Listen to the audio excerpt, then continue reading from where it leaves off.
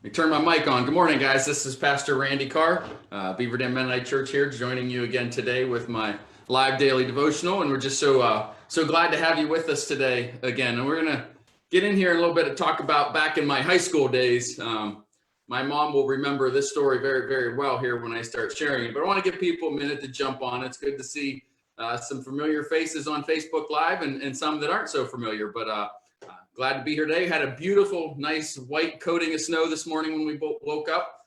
Just so exciting. So, anyhow, so I guess I'll just get going here. It's a little after 8. I hope people are jumped on. I'm learning here. I got a new camera today. This technology stuff is going really, really well. I'm learning a whole lot, and the goal here is in the near future, once we get to start back into church, is to have our morning worship service so well done online, have a really good online presence that those that can't make it on a Sunday can really almost feel like they're here, a part of things. So we got a lot going on, a lot of learning, looking at some new gadgets and things to get set up and do well. But so we're excited here. We're excited. Lots going on, but it's good. So anyhow, let me just jump right in. Back when I was in high school, senior in high school, actually all through high school, I played basketball. But my senior year of high school, that's what I want to talk about here a little bit.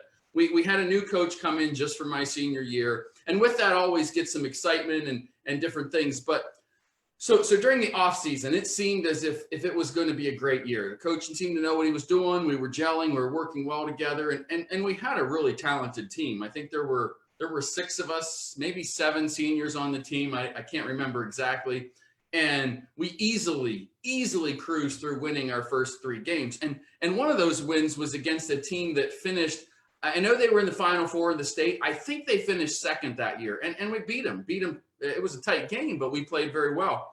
So it was the next game we were playing, and our best player on the team went down with an injury. And I don't remember if we won that game or not. But so that game's over. Before the next game starts, we're all sitting in the locker room getting ready to play, and our best player we know is out. He's not going to be back for it was a couple of weeks there. I think he sprained or maybe he broke his ankle. I don't remember exactly. But so the coach comes in and before pre-meeting goes on, he has these wise words of wisdom for us. This great coach, and I'm saying that very sarcastically, and you'll see here why in a minute. Just come in and I used to coach basketball, and you try to get these good pep talks, get these kids playing, ready to play and work their butts off. Well, he comes in and he gives us his wisdom. At least we thought it was his wisdom. He told us to just go out and try and have fun, but we aren't going to win since our best player was hurt. I mean, that's exactly what he told us. We cannot win without so-and-so. So just go try, do your best. And that's what we did. That's what we did. Our season ended at that moment. If memory stands correctly, the rest of the season, we won 2 games. We had no drive. He just took the wind completely out of our sails. And it was heartbreaking. And honestly, that was the only year he coached at the high school I went to. The school recognized it, how detrimental it was and how he hurt things, and just got rid of him. Thankfully, they got rid of him. And so what's my point? My point is our words matter. What we say, our attitude, our words, everything we do, our actions really, really matter. So I want to read out of 2 Thessalonians here. I want to read chapter 2, verse 16 says, May our Lord Jesus Christ himself and God our Father encourage you and strengthen you in everything you do and say. I'm going to read it again because it's so good. May our Lord Jesus Christ himself and God our Father encourage you and strengthen you in every good thing you do and say. Everything you do and say. God offers us encouragement. He offers us these bits of encouragement along the way. And by choosing a right attitude, we can pass that encouragement on to others. It's awesome. And I hope you just can wrap your brains around it and get this, that our attitudes matter, how we interact with people, and it just matters tremendously to the other person, good or bad. And we don't always know. We don't know how we're affecting that person. I still remember today those wise so-called words of wisdom from our coach that day in the locker room when he took our season away.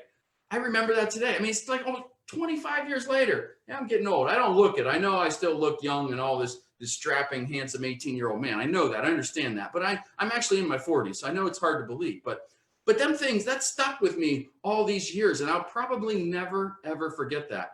And I don't remember a whole lot from my high school days. That's probably one of my clearest memories. So our attitudes matter. What we say matter and can greatly affect others. Now, here's the beauty of it. As I wrap things up here, here's the beauty of all of this. And it's awesome. It's great. Here's the beauty of it. We get to choose which attitude we display. We get to choose whether we have a positive, upbeat, life-giving attitude or a draining, disgusting, despicable, horrible attitude. We get to make that choice. We get to choose joy or sorrow. We get to choose anger or compassion. We get to choose our attitudes. It's awesome. It's absolutely awesome. I just hope this excites me because it's just fantastic. We get to choose every day what our attitude's like. Now, I'll be the first to admit here. Last week, my attitude was lousy. I was a grouch last week. I was having a rough week. Everything, just one of them poor Randy weeks. I know it's hard to believe, but yes, Pastor Randy here has poor Randy days. But that was my choice, and it was wrong. So today, I am going to choose an attitude that brings joy to myself and those around me. We get to choose how we are going to face the day. We get to choose if we're going to face the day with a smile and make the most of whatever situation we have. So I encourage you guys, love y'all, choose joy, choose a positive attitude, and lift others up in these crazy times. So, hey, that's all I got for today. Thanks for joining. Have a great one. Love y'all. We'll see you tomorrow, 8 a.m.